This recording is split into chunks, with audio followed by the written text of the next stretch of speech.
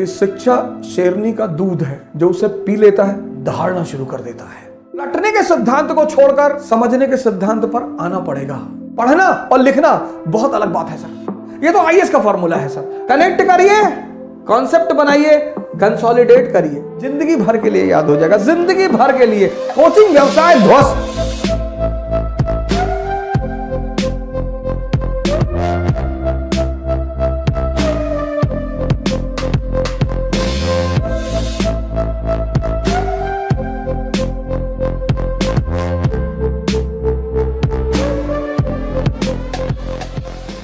अपने बच्चों को आप शिक्षा में कुछ चीजें अपने बच्चों को सिखाइए सर। एजुकेशन में आप में से बहुत सारे लोगों के छोटे भाई हैं, छोटे बहन हैं, आपके घर में बच्चे हैं। एजुकेशन सोल है sir, soul.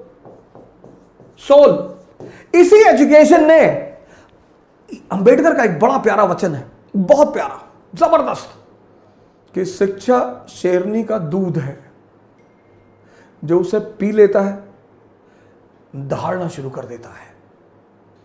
Education is the milk of a tigress. Anyone who consumes it starts roaring.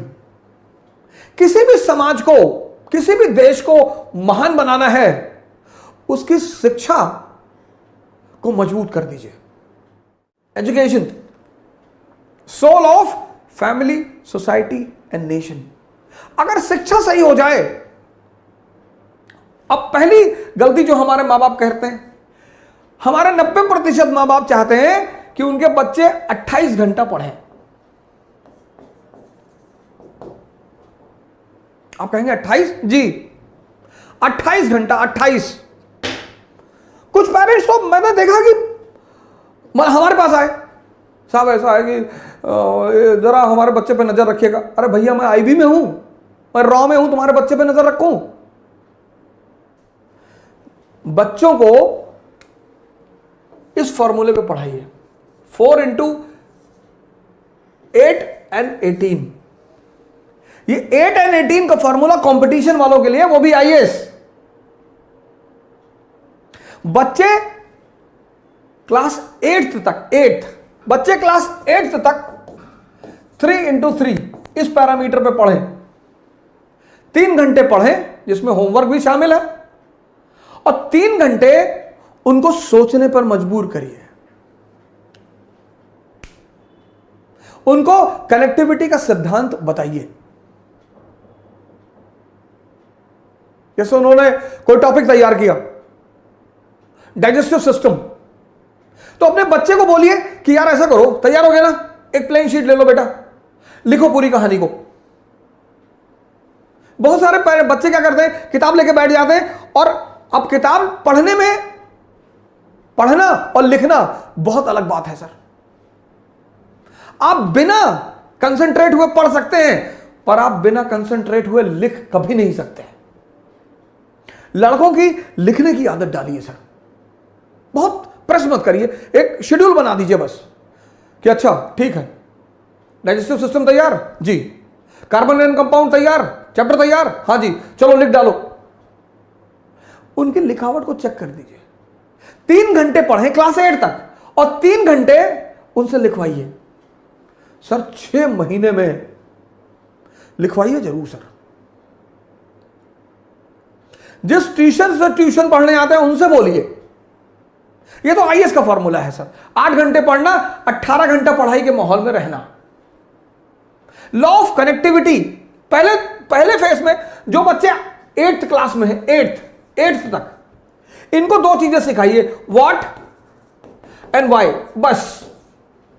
अगर ये 2 चीज आप समझा ले गए तो आप समझिए जिंदा कर रहे दिमाग को। रटने मत दीजिए सर। रटने से दिमाग तोते जैसा हो जाता है, उसको बाद में जिंदा करना बहुत मुश्किल है। क्लास 8th तक एनालिसिस पे मत ले जाइए sir. What and why, example. अब अशोक का धम, अशोक का धम क्या और क्यों, बस। क्या? एक धार्मिक नीति, एक धार्मिक नीति, रिलीजियस पॉलिसी जिसका उद्देश्य यूनिटी पैदा करना, बस। क्या? क्यों? क्योंकि भारत यूनिटी इन डाइवर्सिटी का देश है।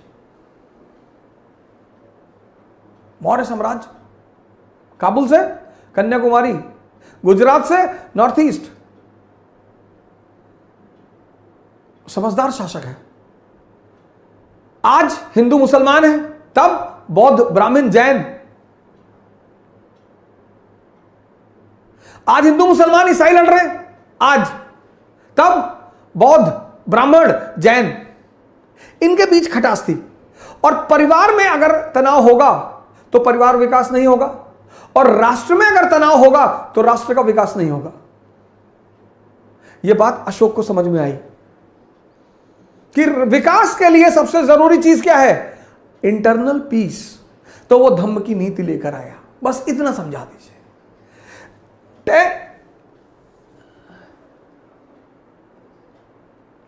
10th 11th 12th। अब यहां पर आप थोड़ा सा एनालिसिस का पुट भी दे सकते हैं।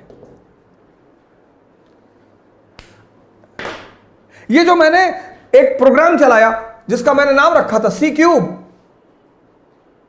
इसको स्कूल टाइम में बच्चों को जरूर सिखाना चाहिए। सी क्यूब, पहला सी कनेक्टिविटी, जोड़ना सिखाइए सर बच्चों को। आप नहीं पढ़ा रहे ना, आपका जो ट्यूशन लगभग लोगों ने रखा है, लगभग उस टीचर को बोलिए कि मेरे बच्चे को यह सिखाओ, कनेक्टिविटी, ये धम्म क्या और क्यों, कनेक्टिविटी। मैंने आपसे पिछले सीरीजों में कहा है, समझदारी का विकास करना है, और यह समझदारी का विकास का जो अवसर है वो स्कूल है। कनेक्ट करना सिखाइए, कनेक्ट, रटना मत सिखाइए कि अगर यह धम्म की नीति अशोक ला रहा है, क्लास 8th का चैप्टर है अशोक और उसका धम्म, तो वाई बता दीजिए लड़के को कि साहब ये वाई, धम्म क्यों, ये 2 वर्ड अपने बच्चों को सिखाना शुरू कर दीजिए सर। मैं बता रहा हूं कि जब वो 12th क्लास में बाहर निकलेंगे ना सर, परसेंटेज भले ही कम हो उनका, लेकिन कुछ महान काम करेंगे सर।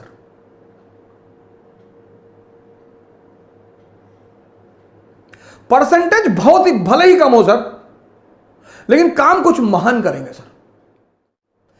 कनेक्टिविटी आप सिखाएंगे तो कनेक्टिविटी से क्या पैदा होगा? कॉन्सेप्ट पैदा होगा। भारत की शिक्षा प्रणाली को रटने के सिद्धांत को छोड़कर समझने के सिद्धांत पर आना पड़ेगा।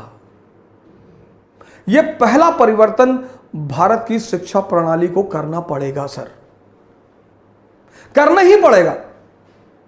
शिक्षा का उद्देश्य है दिमाग को जिंदा करना।